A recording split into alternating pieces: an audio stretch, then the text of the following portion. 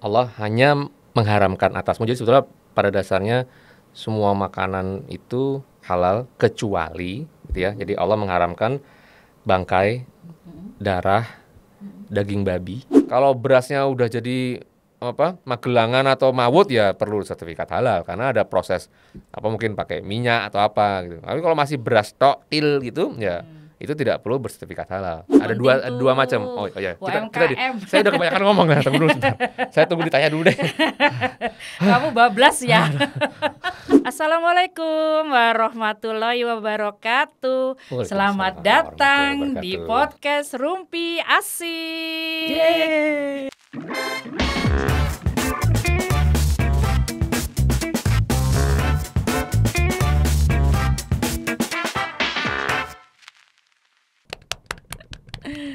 Oke, bersama saya Sari Winarno dan Binsar Agung Hartanto. Dipanggil Mas apa Bang? Binsar saja. Gitu. Oh, nggak mau dibilang Mas gitu, nggak mau ya? Nanti aja di luar podcast. Di luar podcast. Oke, ini kita kedatangan tamu dari jauh gitu ya. Jauhnya seberapa jauh sih? Wah, beda planet lah. Beda planet pokoknya. Nggak hanya sekedar beda negara, beda provinsi ya. Beda planet banget. Planet. Jauh. Dan kali ini dia akan menjelaskan kayaknya nih angin segar bagi UMKM karena beberapa kali UMKM nih hadir di sini loh. Oke. UMKM di Jogja. Jadi ini kayaknya kehadiran Pak Binsar, kayaknya kalau manggil Binsar doang kayak nggak enak ya. Kurang menghormati kayaknya. Kayaknya kedatangan dirimu ini ditunggu-tunggu nih sama UMKM. Dinanti-nanti gitu loh. Karena mereka kan butuh nih infonya ya, info penting karena kita mau bahas tentang sertifikasi halal nih. Insya Allah, ya insya kan. Allah, ya. Oke, kita langsung aja deh nih. Sebelumnya pengen nanya, produk halal tuh apa sih? Produk halal. Bisa dijelasin nggak? Apakah sekedar nih ayam halal, non babi halal gitu? Apakah cuma sekedar itu? Iya. Kalau misalkan kita Bismillahirrahmanirrahim. Assalamualaikum warahmatullahi wabarakatuh. Rabbi shrah li sadri wa yassir li amri wahlul 'uqdatam min lisani yafqahu qawli. Terima kasih Ibu Sari sudah memberikan kesempatan Ibu dong, ketua banget sih. pada saya untuk bisa turut menyampaikan materi ya atau sesuatu yang mungkin informasi yang penting atau bermanfaat bagi teman-teman sekalian, terutama yang memiliki bisnis UMKM gitu ya di Jogja ataupun di seluruh Indonesia. Jadi kalau misalkan seluruh semesta karena kita beda planet tadi. Iya kan. Lupa saya. Nah itu tadi kalau soal produk halal, kalau kita mengacu kepada dalil yang ada di Al-Quran ya, sebetulnya sudah disampaikan oleh Allah bahwa di surat An-Nahl ayat 115 gitu bahwa Allah hanya mengharamkan atasmu. Jadi sebetulnya pada dasarnya semua makanan itu halal kecuali gitu ya. Jadi Allah mengharamkan bangkai, darah, daging babi, dan kemudian yang disembelih dengan menyebut nama selain Allah. Itu gampangnya kan seperti itu ya. Nah jadi kalau misalkan mengacu ke situ, sebetulnya yang lain halal. Gitu. Nah cuma kan memang kalau misalkan dikaitkan tadi dengan kenapa perlu sertifikasi halal, karena sebetulnya itu tadi bicara zat dasarnya, zat dasar dari sesuatu yang halal gitu ya, yang bisa kita konsumsi. Tapi ketika sudah melalui berbagai macam proses, karena kan kita tidak mungkin langsung memakan yang misalnya ayam disembelih gitu kan, walaupun sudah dengan bismillah, tapi kan langsung dikrokopin langsung gitu kan juga nggak mungkin gitu, langsung penuh darah segala macam itu kan nggak mungkin ya. Jadi perlu dimasak dulu, perlu segala macam prosesnya. Ya. Nah prosesnya itu yang kita patut pastikan bahwa itu tetap berada dalam proses yang halal gitu. Karena bisa jadi dalam proses menyiapkan si ayam tadi itu ada zat-zat lain yang sebetulnya tidak halal gitu ya. Misalkan pakai mungkin minyaknya diganti sama alkohol lah, atau mungkin ada misalnya yang gampangnya aja ada kuas gitu ya, yang ternyata bulunya itu dari bulu babi gitu misalnya. Nah, itu kan jadi nggak halal lagi sebetulnya. Jadi sebetulnya Yang perlu kita hati-hati itu kalau dia terkontaminasi yang zat non halal yang termasuk dalam disebutkan oleh Al-Quran tadi itu. Gampangnya kurang lebih kayak gitu sih. Iya ya. Jadi tidak hanya bahan ya, prosesnya juga. Prosesnya ya. Proses Dan pengolahannya. sebetulnya juga kedepannya nanti bukan cuma bicara zat, terus kemudian proses di entah itu produksi di UMKM-nya ataupun misalnya pabrik besar gitu ya, industri besar. Tapi nanti setelah selesai di packaging, kan akan melalui proses logistik, pengiriman, distribusi. Nah, ini kita memang dalam proses untuk membuat suatu aturan gitu ya, bagaimana agar logistik ini juga memperhatikan halal.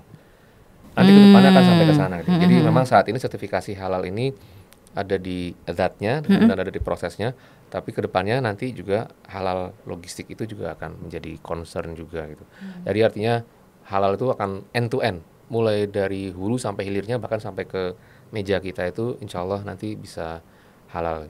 Zat-zat yang perlu diperhatikan juga oleh para produsen makanan minuman itu, mereka juga harus membaca aturan dari keputusan Menteri Agama nomor 748 tahun 2021 itu tentang jenis produk yang wajib bersertifikasi halal, wajib bersertifikat halal. Jadi KMA, keputusan Menteri Agama nomor 748 tahun 2021 itu tuh berisi banyak sekali zat-zat atau produk yang wajib bersertifikat halal. Jadi kalau misalkan memang nanti ada di antara produsen makanan minuman yang ada di antaranya menggunakan zat di situ, itu harus bersertifikat halal dulu.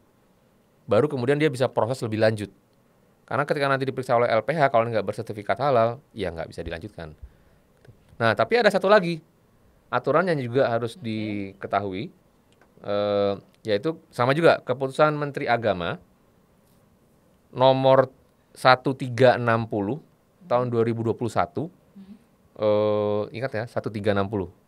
Keputusan KMA ya. KMA, keputusan Menteri Agama nomor 1360 tahun 2021 itu tentang bahan yang dikecualikan dari kewajiban bersertifikat halal.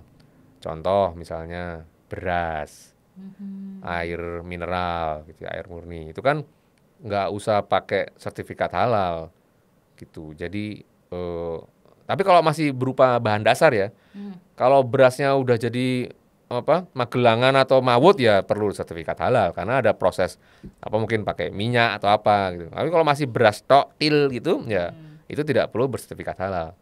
Sama juga kayak tadi air masih murni mungkin dari hulu gitu ya, masih bersih, nggak perlu bersertifikat halal.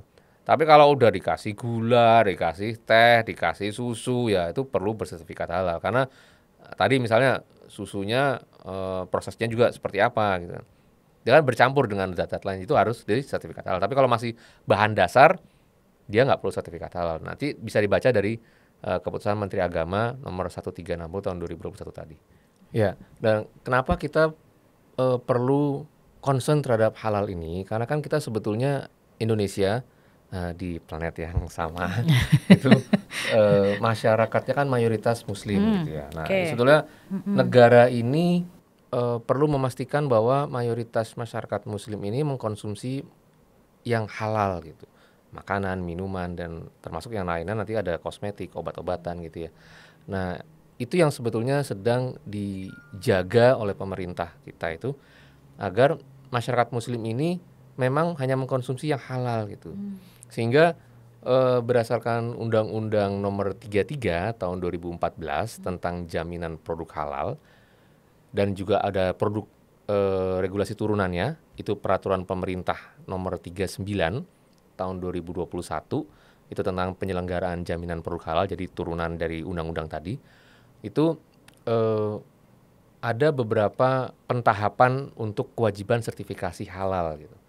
Nah, yang paling dekat itu di Oktober 2024 ini. Per tanggal 17 Oktober 2024 ini, produk makanan, produk minuman, produk bahan baku, bahan tambahan, bahan penolong untuk yang tadi produk makanan minumannya ya, dan juga untuk yang produk sembelihan dan jasa sembeliannya itu sendiri itu per 17 Oktober 2024 sudah wajib sertifikasi halal. Wajib. Gitu. Wajib dari UMKM maupun yang restoran besar dan industri yang memproduksi makanan dan sebagainya. Kenapa? Ya karena memang pemerintah ingin mengamankan, ingin memberikan rasa aman pada masyarakat muslim di seluruh Indonesia ini bahwa yang mereka konsumsi itu memang halal gitu ya. Sebetulnya kalau kita menengok negara tetangga sendiri, Singapura atau Malaysia itu sudah mereka sudah menerapkan ini dan restoran-restoran di sana itu sudah memasang logo halal, dan kalau memang tidak halal mereka akan pasang notifikasi bukan halal gitu ya. Sama seperti di Indonesia juga. Peraturan ini bukan berarti terus nanti yang tidak halal tidak boleh berbisnis juga. Tetap boleh, cuma mereka harus memberikan notifikasi, mereka harus memberikan tanda di depan misalnya restoran atau mungkin di UMKM apa gitu yang tidak halal. Ini non halal gitu ya, tidak halal. Jadi masyarakat muslim bisa aware gitu ya bahwa ketika mereka datang ke restoran itu oh yang ini tidak halal, oke berarti kita cari tempat yang lain. Toh mereka pasti masih ada juga pasarnya. Iya, Gitu. betul. Nggak usah perlu khawatir kan kalau seperti itu. Cuma memang untuk yang produk yang halal, pemerintah mewajibkan sertifikasi halal itu untuk memberikan rasa aman pada para konsumen Indonesia. Gitu sih. Dan kenapa perlu disertifikasi halal? Karena nggak cuma masalah zat dasarnya tadi itu aja, karena itu dia. proses pembuatannya, proses di antara dari zat kemudian jadi masuk gudang, kemudian nanti dalam proses di manufacturingnya, packagingnya, nah itu rentan dengan kontaminasi zat-zat non halal tadi itu gitu. Sehingga memang kita perlu ada sertifikasi halal untuk memastikan bahwa memang produk yang diproduksi oleh UMKM atau tadi industri itu memang halal. Halal dari bahan bakunya, dari prosesnya, Yes, betul. sampai jadi ya. Betul, dan Sampai itu jadi. bukan hanya makanan minuman ya, karena tadi kan kita bicara ada yang kita masukkan ke dalam perut kita itu kan bukan cuma makanan minuman. Kita sakit, kita mengkonsumsi obat. Mungkin selama ini orang concernnya, udah pokoknya obat saya nggak peduli tentang halal atau non halal, pokoknya ini obatnya jelek maknyus, manjur buat saya, selesai gitu kan. Padahal kan itu masuk ke badan kita juga. Sehingga sebetulnya kita harusnya concern juga bahwa obat yang kita konsumsi itu harusnya halal juga. Nah, ini di sini pemerintah memberikan toleransi yang agak lebih longgar karena memang beberapa perusahaan farmasi itu menyatakan bahwa mereka untuk mendapatkan ramuan atau formula untuk membuat obat itu masih kebanyakan impor dan memang belum ada sertifikasi halalnya. Sehingga kita sebetulnya mendorong ya kepada para perusahaan farmasi juga untuk bisa ada bahan substitusinya. Apakah itu dari lokal gitu ya, yang memang sudah jelas halalnya gitu. Sehingga untuk produk obat-obatan itu ada tahap-tahapan yang lebih masih nanti di 2026 itu untuk obat tradisional, obat yang suplemen kesehatan gitu ya. Kemudian untuk di tahun 2029 itu nanti ada obat bebas, obat yang dijual bebas gitu ya. Kemudian untuk yang tahun 2034 itu obat keras. Jadi obat paten itu ya. Tapi dikecualikan yang psikotropika. Gitu. Jadi memang yang paling ujungnya sampai di 2034. Karena sebetulnya kan kita mulai dari 2024 ini sehingga 10 tahun sampai 2034 itu nanti harusnya semua termasuk beberapa barang gunaan gitu ya. Ada barang gunaan yang dapat dikategorikan sebagai sandang, aksesoris gitu ya, atau juga barang gunaan yang kategori untuk perbekalan kesehatan rumah tangga dan lain-lainnya itu sebetulnya semua ada di peraturan pemerintah nomor 39 tahun 2021 itu untuk pentahapan rinciannya gitu. Sehingga yang penting kita sekarang fokus dulu nih 2024 Oktober tanggal 17 sudah sangat dekat. Sehingga wajib itu ya. Ayo mari teman-teman UMKM yang memproduksi makanan, minuman agar bisa segera mensertifikasi produknya. Nggak susah kok. Memang sebetulnya bahkan sebetulnya kita di negara ini ada namanya lembaga BPJPH, Badan Penyelenggara Jaminan Produk Halal. Jadi sekarang itu sertifikat halal yang mengeluarkan bukan MUI, bukan Majelis Ulama Indonesia. Majelis Ulama Indonesia masih berperan di situ sebagai pemberi fatwa halal atau tidak halal. Setelah ada berapa proses gitu ya. Tapi sertifikat akhir halal itu dikeluarkan oleh BPJPH tadi, Badan Penyelenggara Jaminan Produk Halal. Sehingga kalau misalnya nanti mau mengajukan sertifikat halal, ya ke BPJPH ini, Badan Penyelenggara Jaminan Produk Halal. Untuk yang prosesnya ada itu prosesnya tuh ada penting dua tuh. macam. Oh iya, UMKM. saya udah kebanyakan ngomong ya, tunggu dulu sebentar. Saya tunggu ditanya dulu deh. Kamu bablas ya. Saking semangatnya. Saking semangat ya, soalnya topik ini yang sebetulnya topik yang sangat penting gitu ya, karena itu kan kita makan sehari 3 kali, belum cemilannya. Betul. Belum kalau lagi goes, lagi lari, ngeliat mie ayam, bubur ayam, ketoprak. Iya. Wah, udah. Kalap. Kalau Jogja nih Magelangan. Magelangan. Mawut itu. Bakmi Jawa ya. Bakmi Jawa. Godok. Nah itu, gimana tuh prosesnya? Kalau boleh dijelaskan ini Pak Binsar, proses untuk mendapatkan sertifikasi halal. Nah ini teman-teman UMKM nih wajib dengerin. Oke, apa lagi? Nah, prosesnya itu sebetulnya terbagi 2. Ada yang proses reguler dan ada yang proses self-declare, deklarasi sendiri gitu ya. Kita nggak bicara deklarasi yang lain ini ya. Ini bicara self-declare halal ya. Kita tidak. Ngedeklar apa ini? Nah, untuk yang proses reguler ini untuk yang bukan UMKM tadi. Oh ya, sekali lagi UMKM itu sendiri nanti ada syaratnya juga ya. Jadi nggak semua UMKM bisa melakukan sertifikat halal dengan self-declare. Ada batasan-batasan UMKM apa saja yang boleh melakukan self-declare. Nah, kita bicara yang reguler dulu. Yang reguler ini artinya yang bukan UMKM, industri besar gitu ya, restoran, yang dia harus melalui proses reguler. Dia perlu mengajukan permohonan sertifikat halal ke BPJPH. Itu proses pertama dulu. Nanti kemudian dari pelaku usaha yang sudah memberikan permohonan tersebut, BPJPH pastinya akan melihat kelengkapan dokumen gitu ya. Nanti untuk kelengkapan dokumen segala macamnya kembali ke yang tadi ya, Peraturan Pemerintah Nomor 39 Tahun 2021. Silakan bisa dilihat di situ persyaratannya apa saja. Nah dari situ nanti kemudian BPJPH setelah melihat dokumennya lengkap, BPJPH akan menetapkan LPH, Lembaga Pemeriksa Halal. Di Indonesia saat ini sudah ada beberapa ya, LPH.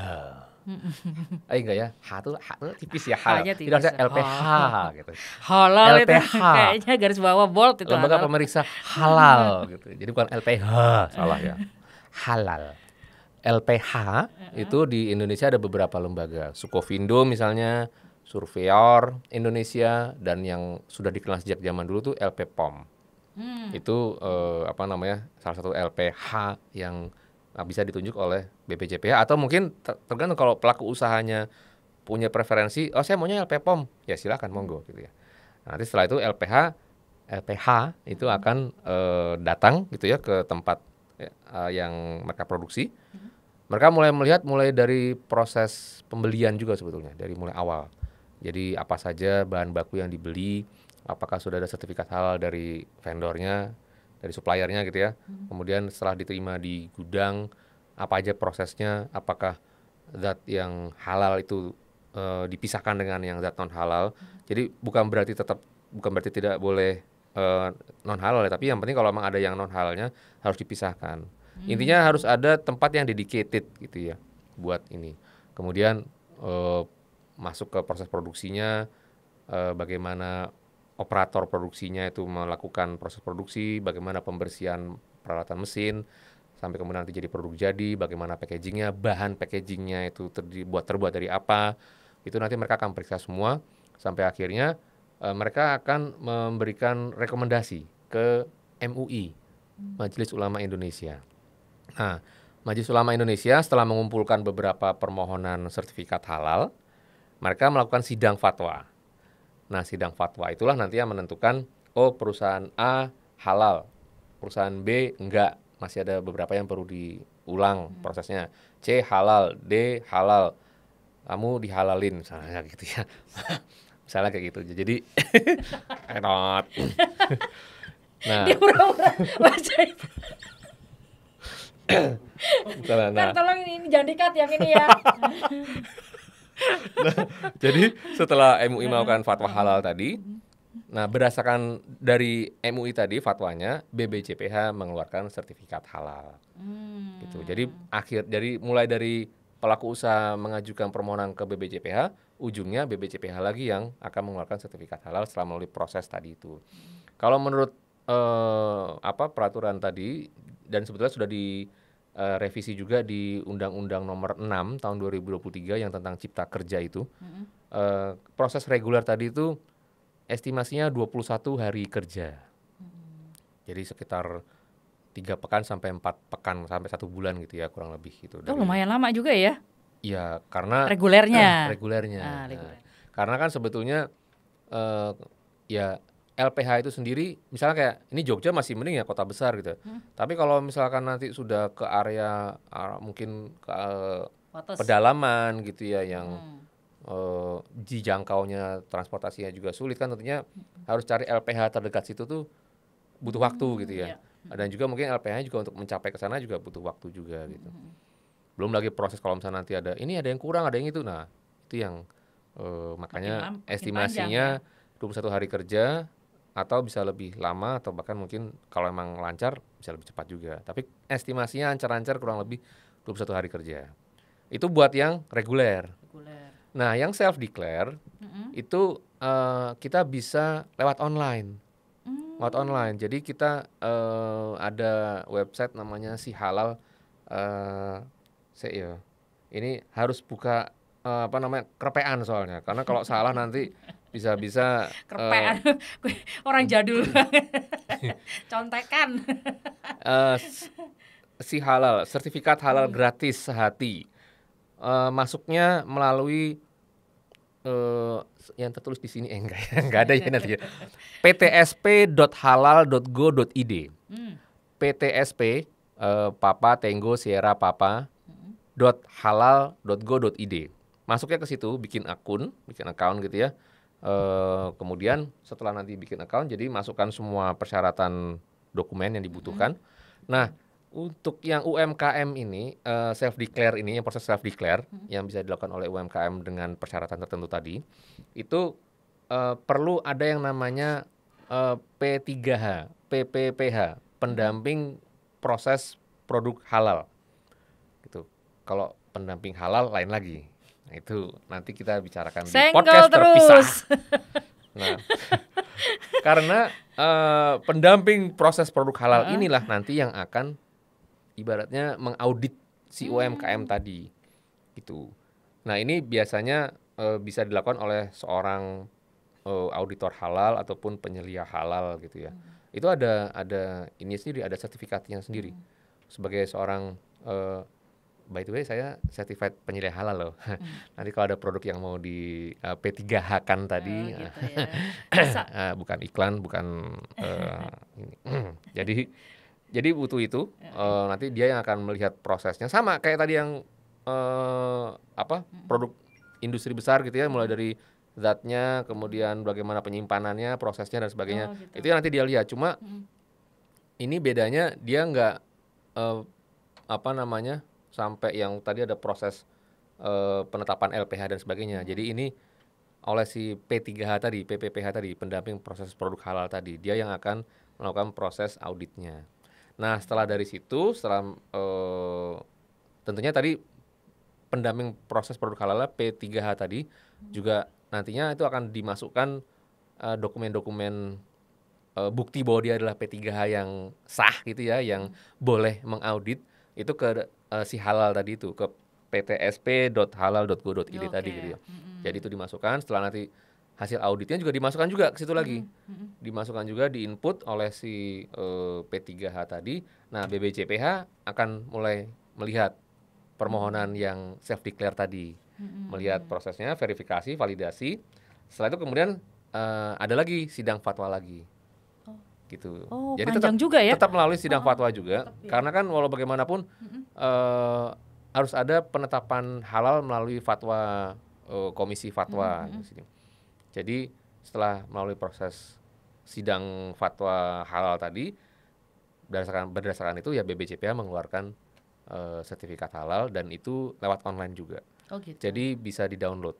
dari website ptsp.halal.go.id tadi. Berapa lama itu prosesnya? Kalau menurut Untuk yang self declare. regulasi itu sekitar 12 hari kerja. Oh, lebih pendek ya? Lebih singkat. Karena kan semuanya lewat online. Jadi tidak perlu misal kayak tadi LPH, dia harus cari LPH terdekat, kemudian LPH-nya nanti harus tumuk-tumuk dulu datang ke sana untuk nyari lokasi, ini nyasar dulu apa sana sini, ini nggak ada tandanya apa gimana gitu-gitu, mana ini tempatnya gitu kan, baru nyari tempat. Nah ini kan dia bisa aja tonggone dewe gitu kan, mbok yao jadi P3H ku gitu misalnya gitu ya, langsung kan ada sertifikat ini enggak penilaian halal, ada wis tak auditor apa mana prosesnya mana, nah gitu. Jadi kan tinggal tonggone dewe kan deket. Habis itu prosesnya lewat online semua. Iya. Gitu. Kurang lebih gitu sih. Jadi nggak susah kok teman-teman UMKM proses sertifikat halal lewat online tadi, self declare. Tapi ya tadi nggak semua UMKM sih memang. Oh, nggak gitu. semua ya tetap. Tetap ada persyaratan batasan-batasan tertentunya juga. Betul. Saya perlu ditanya dulu apa saya langsung jelasin dulu? Ya jelasin langsung. Bablas aja. Enggak. Ini kayaknya udah lanjut semuanya ya. Ntar tinggal ditutup. Oh, udah selesai gitu aja. Iya. Tadi skenario pertanyaannya apa aja tadi sih sebetulnya? Cuma 3. Udah. Yang terakhir itu berapa lamanya sudah dijawab. Oh, udah dijawab semua. Oh, sudah tuh tadi. 12 hari yang terakhir kan. Nah, itu mas-mas tim kreatifnya lihat lah. Mereka sudah gelisah tuh. Oke. Baik. Oke. Ya. Silakan dijelaskan yang berikutnya nih, yang penting juga kan ini kayaknya. Iya, jadi karena self declare ini kan, kalau yang tadi yang reguler itu memang ada biayanya. Ya harusnya kalau industri besar affordable lah gitu buat mereka, mampulah gitu untuk bayar. Nah yang UMKM ini yang self declare itu totally free, gratis. Ya kecuali kalau dia ngajak makan siang P3H tadi ya itu lain lagi biayanya ya. Misalnya biaya tak terduga itu. Sambil dicicipi gitu makanannya yang diaudit gitu ya itu kan mungkin biaya sendiri. Tapi secara resmi self declare itu free. Pemerintah sudah menganggarkan sangat besar untuk yang proses self declare ini karena memang pemerintah sangat mensupport untuk bisa Indonesia ini 2024 di Oktober 17 tadi itu bisa betul-betul memberlakukan peraturan wajib sertifikat halal tadi.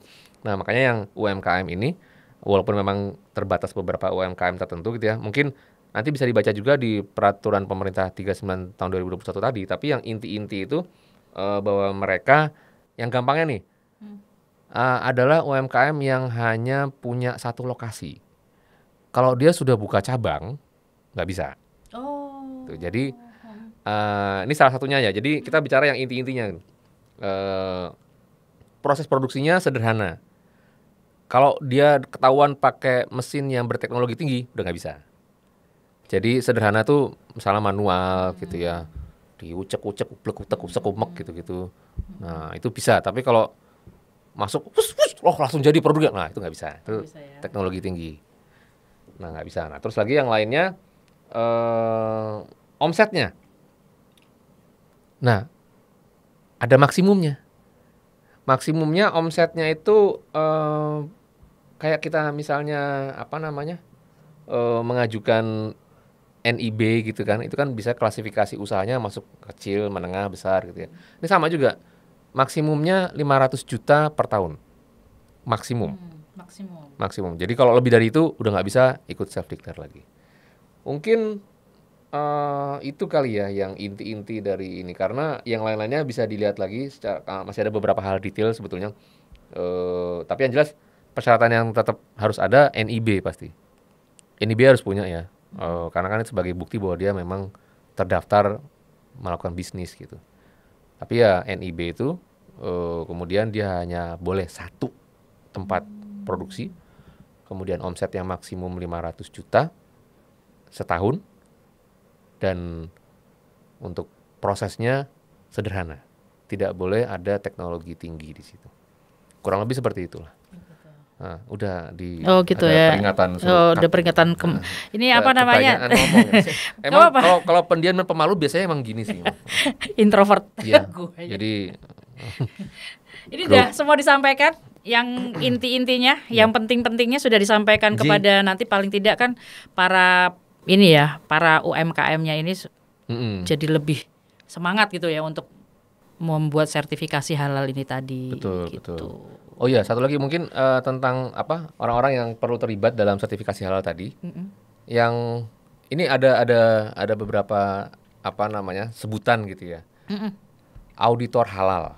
Oh, Auditor halal itu adalah orang yang dia yang memang melakukan pemeriksaan, audit ya namanya audit. Jadi dia yang akan datang ke tempat misalnya ini industri besar gitu ya untuk melakukan pemeriksaan tentang tadi LPH itu dia pasti akan ada si auditor halalnya gitu.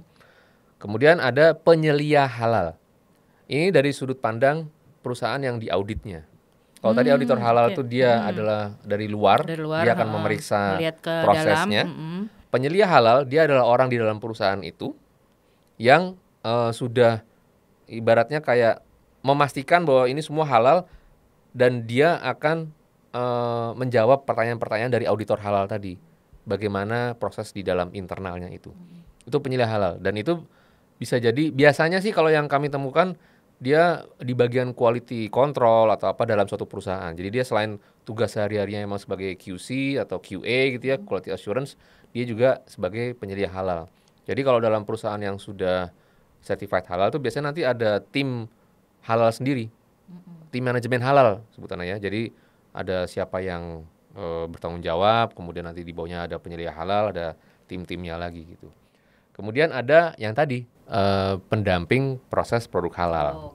Gitu. Jadi pendamping proses produk halal itu ini sebetulnya mirip seperti yang antara auditor halal dan penyelia halal, tapi dia yang mendampingi pelaku UMK tadi, gitu sih. Jadi ini yang mungkin teman-teman UMK nanti juga perlu memperhatikan. Jadi bukan auditor halal yang dicari, tapi pendamping proses produk halal lah, itu yang dicari. Gitu kurang lebih mungkin yang perlu diketahui. Semoga teman-teman bersedia mensertifikasi produknya agar kita semua konsumen di Indonesia ini bisa merasa aman untuk mengkonsumsi makanan minuman yang beredar di Indonesia ini. Ya, ini betul. Halal atau tidak halal? Gitu. Ya, yang ini perlu dihalalin sekali lagi. Pusing. Ya, tetap ya. Jadi harus bersertifikasi halal juga gue ya. Nanti ada capnya nanti ya.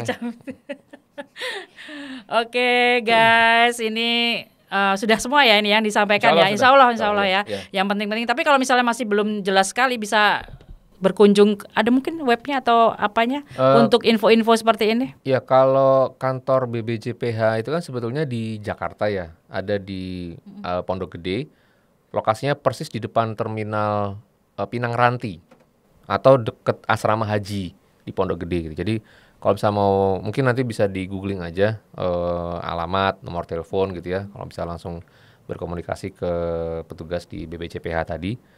Atau kalau misalnya nanti mau buka yang tadi apa website si halal mungkin bisa ada website si halal ya. Ada apa yang bisa ditanya di sana gitu. Oke deh, terima kasih Pak Binsar Agung Hartanto. Ada Sitompul ya sebetulnya. Sitompul. Nomor 16. Dari jalur Lumban Toruan. Lengkap di.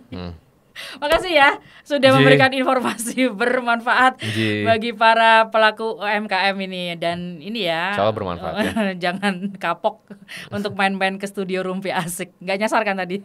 Ya lumayan. Gak ada tandanya tadi. Ya, ini langsung dari Jakarta ke sini ya. Oke teman-teman yang mau bertanya nanti tentang sertifikasi halal boleh kok nanti komen-komen di YouTube Rumpi Asik atau di FB, IG, TikTok Rumpi Asik, boleh nanti kita sampaikan ke Pak Binsar atau ke kaget kemana ya ada nanti ke Pak Binsar akan saya sampaikan, nanti beliau nanti akan menyampaikan kepada yang berwenang ya. BBJPH. Oh itu dia. Badan Penyelenggara Jaminan Produk Halal. Itu tadi. Saya nggak bisa nyebut lagi, bingung soalnya. Oke, jangan lupa juga ya untuk share, like, komen, dan subscribe Rumpi Asik kali ini episode sertifikasi halal. Sertifikasi halal. Oke, sampai jumpa di episode-episode mendatang berikutnya. Tetap di Rumpi Asik, feeling fresh with Rumpi Asik.